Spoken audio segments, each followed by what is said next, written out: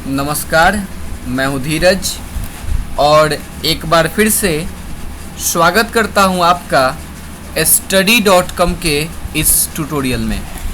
तो चलिए आज शुरू करते हैं sweetest love I do not go का समरी। आपको पता ही होगा कि ये पोएट्री सेक्शन जो है 100 मार्क्स इंग्लिश का जो कविता वाला सेक्शन है उसमें से 5 मार्क्स का समरी आता है। तो मैं समरी अपलोड कर दूंगा और आप लोग उसको जो है लिख करके आप लोग उसको याद कर जाइएगा और इन्हीं में से कोई एक समरी आ जाएगी, आपको 5 नंबर मिल जाएंगे 100 नंबर इंग्लिश में। ठीक है, तो चलिए फिर शुरू करते हैं sweetest love I do not go का समरी। इसका मैंने वीडियो बना रखा है मैंने। कविता जो है इसका लाइन वाइज हिंदी मैंने डाल दिया है, तो उससे आपको हिंदी और कहानी समझने में और ज़्यादा फ़ायदा होगा। अगर आपने मेरा वो वीडियो नहीं देखा है तो पहले उसको देख लीजिए फिर इसको देखिएगा। तो चलिए समरी शुरू करते हैं। देखिए, स्वीटेस्ट लव आप जैसे मैंने लिखा है वैसे आप परीक्षा में लिख सकते हो, कोई दिक्कत नहीं है। आपको लिखना है sweetest love I do not go was composed by metaphysical poet John Donne. मैंने उस वाले वीडियो में आपको बताया था मेटाफिजिकल का मतलब क्या होता है, आध्यात्मिक मतलब होता है इसका। तो जॉन डॉन जो है ये एक मेटाफिजिकल पोएट है, एक आध्यात्मिक कवि हैं और इन्होंने ही कंपोज किया है, लिखा हुआ है, रचना की है किसकी, sweetest love I do not go जो कविता है इस कविता की। ठीक है, तो आप जो है डायरेक्टली ऐसे ही समरी लिख सकते हैं, कोई दिक्कत नहीं है। मैं आपको बता दूंगा कि कहाँ पे पैराग्राफ चेंज करना है। ये आपको एक साथ लिखने हैं और पैराग्राफ अभी चेंज नहीं करना है, इसके आगे और कुछ स्लाइड्स हैं। ये he was born in 1572 in London. उनका जन्म 1572 ईस्वी में लंदन में हुआ था। He was forced to leave Oxford University without a degree because of his religion Catholic. मैंने बताया था कि वो जॉन डॉन जो थे वो उनका धर्म जो था वो कैथोलिक था। तो कैथोलिक धर्म के कारण इनको ऑक्सफोर्ड यूनिवर्सिटी से बिना किसी डिग्री के, विदाउट अ डिग्री, बिना किसी डिग्री के वहाँ से इनको निकाल दिया गया। जन्म तो इनका हुआ था लंदन 1572 ईस्वी में लंदन में, लेकिन ऑक्सफोर्ड यूनिवर्सिटी से इनको बिना किसी डिग्री के निकाल दिया गया इनके धर्म के कारण। He is well known for songs and sonnets. तो ये जाने जाते हैं किसके लिए, सॉन्ग्स और सोनेट के लिए। सॉन्ग क्या होता है, सोनेट क्या होता है, वो मैंने पोएट्री वाले सेक्शन में बता रखा है। ठीक है, इतना लिखने के बाद आप यहाँ से पैराग्राफ चेंज कर दीजिएगा। ये अभी जो बताया ये वाला लाइन, ये इतना, और फिर इसके बाद अभी ये जो बताया ये वाला, इतना लिखने के बाद आप यहाँ इसके बाद जो बताऊंगा वहाँ से पैराग्राफ चेंज करके लिखिएगा। ठीक है, तो चलिए फिर नेक्स्ट जानते हैं आगे समरी इसका। कहता है इन दिस लव लिरिक। ये जो लव लिरिक है, लिरिक का क्या मतलब होता है, लिरिक का मतलब होता है गेय। गेय का मतलब होता है ऐसी चीज, ऐसी कविता जिसको गाया जा सकता है। ठीक है, तो उसको गेय कहते हैं।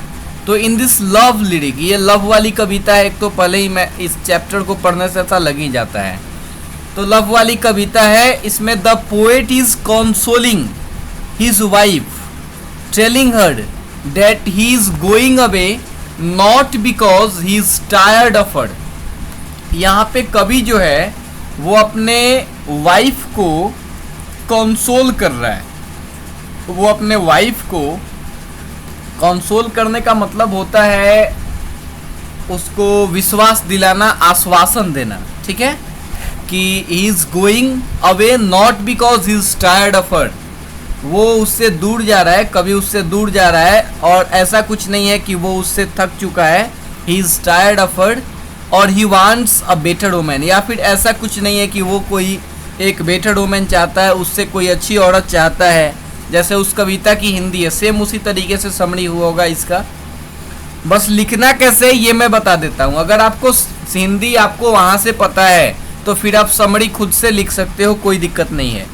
और अगर लिखने में समरी आपको प्रॉब्लम होता है, आपको गाइड से रटनी पड़ती है, तो उससे कहीं ज़्यादा बेटर है कि मैं जो दे रहा हूँ उसको लिखो।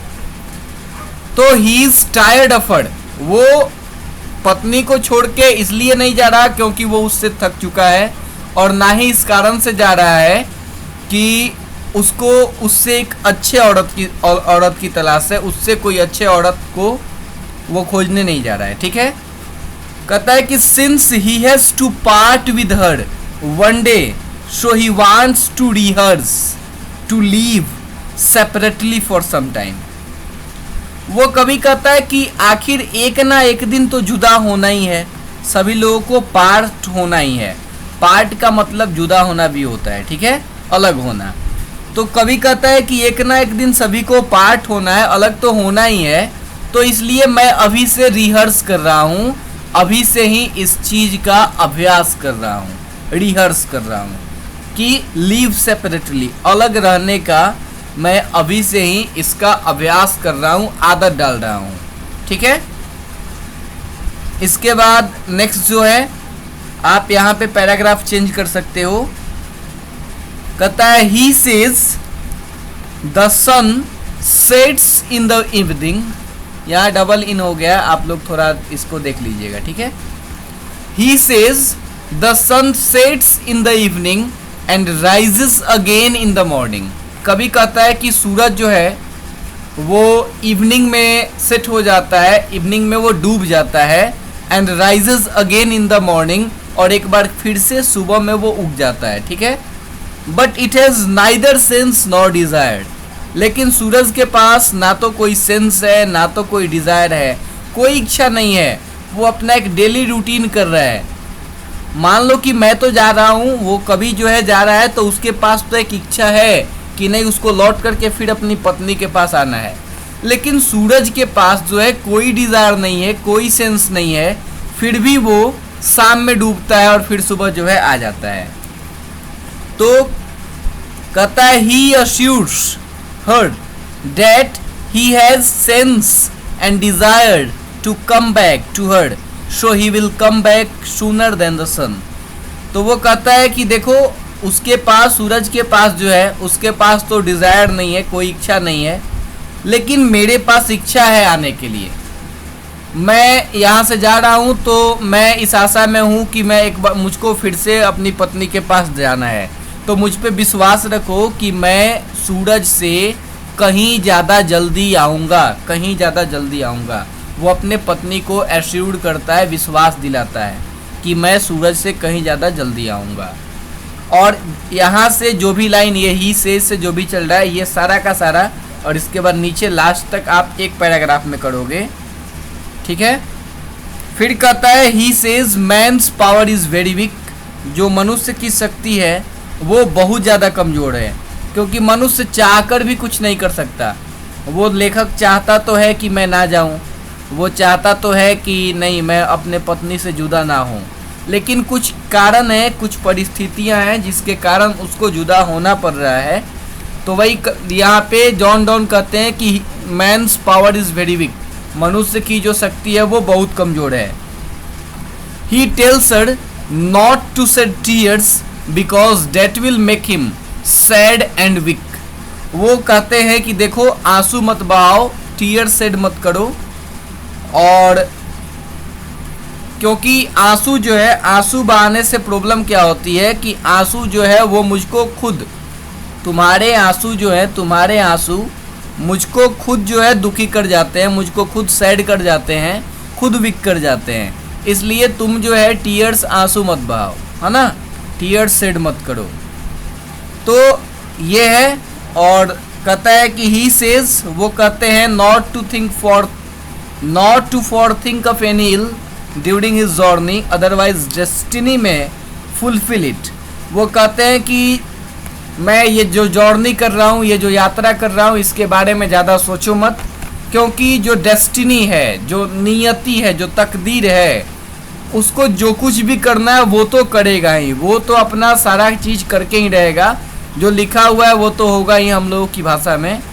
तो तुम जो है फॉरथिंग मत करो, ज़्यादा सोचो मत। एट लास्ट और लास्ट में कहते हैं, यहाँ एक बार फिर से पैराग्राफ चेंज है। अभी वहाँ जहाँ से बताया, यहाँ से है ना, यहाँ से पैराग्राफ शुरू होगा, ये सब एक साथ रहेगा, ये सब एक साथ, और फिर यहाँ एट लास्ट से पैराग्राफ चेंज होगा। He says the people who in each one's mind are never separated। वो कहते हैं कि वो लोग जो एक दूसरे के हृदय में हैं, एक दूसरे के माइंड में हैं, वो कभी भी सेपरेट नहीं हो सकते, कभी भी अलग नहीं हो सकते। आया समझ में? तो इसलिए तुम जो है ज़्यादा सोचो मत, फॉरथिंक मत करो। डेस्टिनी जो है, तकदीर जो है, वो अपना खेल खेलेगी, हमको आज आजमाएगी। ठीक है, तो ये था आपका समरी, और आशा करता हूँ कि ये वीडियो आपको पसंद आया होगा।